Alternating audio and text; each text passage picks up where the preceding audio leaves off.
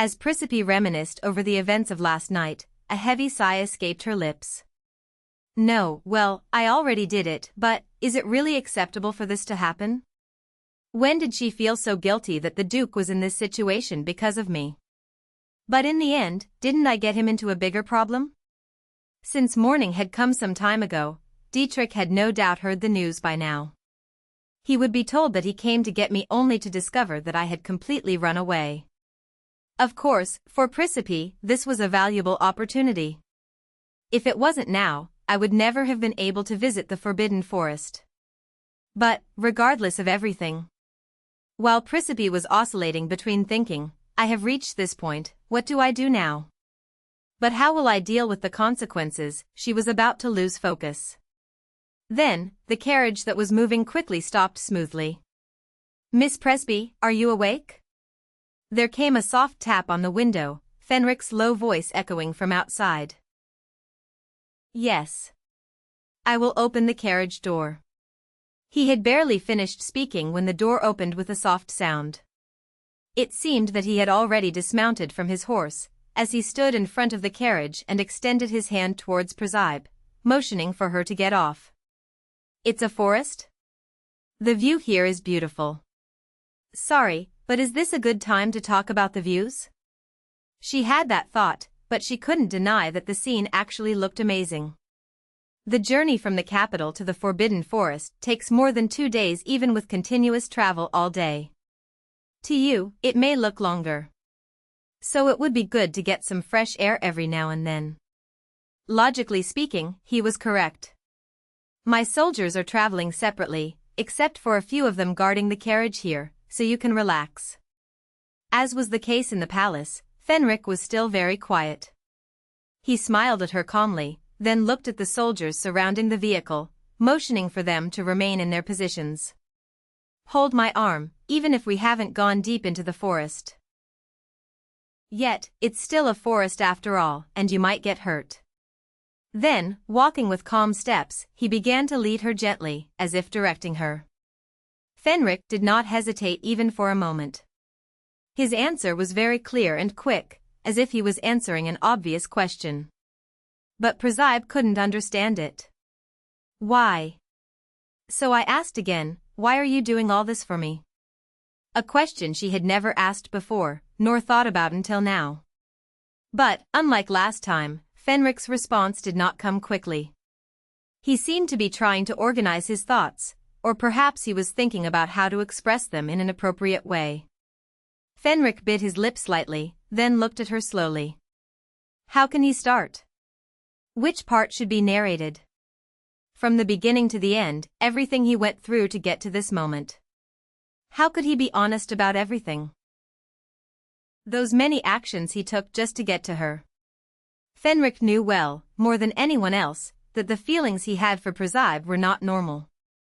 It wasn't just love, it was much heavier than that, and it wasn't just pity, it had passed that stage a long time ago. When he realized in this world that his existence meant nothing, he was only angry because of Presepe. That suffocating rage, stemming from his inability to save her as she suffered repeated and tragic deaths. She was the one who made him cling to life, gave him a reason to hold on, but in the end she made him realize that he was nothing. She made him curse himself for his helplessness, and then, in the end, she pushed him to open the door to another world. How can he define these feelings? Can he even do that? Presepe, after a long time, Fenric's lips finally moved. You are a precious person to me. In a harsh voice that he had never spoken before, and in a tone that was completely inappropriate for him. And that fact alone has never changed for me. He hated that noble girl who was easily pitied, and yet, when he roamed the battlefields, there was only her image. In his mind. Fenric always brought back those memories, when he was pierced by arrows, when he was stabbed by a sword, when he rolled on the filthy ground, soaked in his own blood. Then, try to hold on to that moment when he first received a sincere touch of kindness. Just as things were down over time, do memories leave traces too? If so, then the moment he first met Presepe has been completely eroded, until no trace remains of it. His life was so miserable that he had no other good memories to look back on. Fenric sometimes wondered, did others live this way too? Do they have precious moments that they cling to with all they have, as if they were straws in the middle of drowning? Perhaps, this is what could be called normal life. But if that's the case, he's no different from them, right? The only difference was that the only moment he could relive was that moment. Therefore, he could only consider it extremely valuable. Even if the feelings sweeping through him like tangled snakes carry within them the smell of rot. If only there was, out of all the characters, someone like him. No. If only Duke Fenric was the real hero. If that were the case, it would be better. Then Presepe wasn't in the game, and neither was I, to come to this point of brokenness and pain. But unfortunately, that was just an impossible wish. The moment Fenric first appeared, and the notification that appeared when I searched for his name. In the game world, Fenric was only a minor NPC, whose name could barely be found. Although she was well aware of this, her heart was strangely aching. As for what happens next with His Majesty, there is no need to worry. The same applies to the Chief Magician. Fenric said, looking at Precipi silently, in a tone that seemed to console her. They will both be busy with something so important, they won't even be able to pay attention to this aspect. Critical? If I borrow your expression, Chief Magician Ivan will soon discover that he was not someone who could be trusted, but rather just crazy. Additionally, even if Ivan realized that Presepe had eloped with Fenric, he would not be able to pursue her.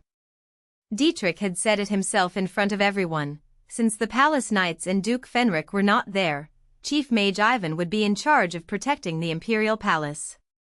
When we reach our destination, you can stay at the residence. Think of it as just a relaxing trip. Dietrich and Ivan were in the capital, while Siegfried was heading to the same destination. But Fenric was never going to let him meet her, especially when he was by her side. Just enjoy this moment, said Fenric, as he plucked a richly blooming flower, and placed it in Precipi's hand. Here, there is nothing that can disturb you or put you in an awkward situation. The constant breeze gently moved its petals, the distinct grassy scent of the forest wafted, and the sounds of distant mountain birds filled the air, making everything seem incredibly peaceful. Ironically, despite the circumstances, for a moment she felt like she was truly on a journey, just as Fenric had said. Okay, I'm already here, so what can I do now? I don't think Dietrich will kill me again, not now that I have an independent will. The moment she chose I'm here, what can I do? Instead of, but how will I deal with the consequences, Presepe was gradually getting closer to solving the mystery of the real hero she was searching for. Even if it wasn't the way she originally wanted. And so, Lady Presepe left for the Forbidden Forest with Duke Fenric. I was feeling uncomfortable, so I went earlier than I told you, but... I don't understand why you did that. Dietrich's face, as he listened to the accompanying knight's report, clearly reflected his intense anger. I begged you to return to me, to return to the Imperial Palace. I even promised not to hurt you. But, in the end, Dietrich realized, with cruel pain, that his pleas meant nothing to Presepe. Do you hate me that much? Duke Fenric. Yes. The possibility that Duke Fenric took Presepe by force. It would have been less infuriating if that were true. We have not witnessed the situation clearly, so we cannot be sure. Dietrich's teeth gnashed and his lips clenched tightly together. Therefore, I wish to stay by Mrs. Yes, I shouldn't have allowed that in the first place. I am loyal to your majesty, and I will certainly fulfill my duty to protect Lady Presepe. I shouldn't have left him alone. Dietrich's hand, which was holding the armrest of the chair, trembled violently. Whether Presepe leaves with Fenric of her own free will, or he takes her by force, the result is the same. A lowly commoner dares to, this was clear betrayal. He should have sent soldiers immediately to arrest Fenric, whatever the cost. But before Dietrich could issue any order, the accompanying knight spoke again. And there is something that the maid Hannah provided. What? She said that Duke Fenric asked her to hand him over to your majesty. What the accompanying knight was carrying was a small bundle.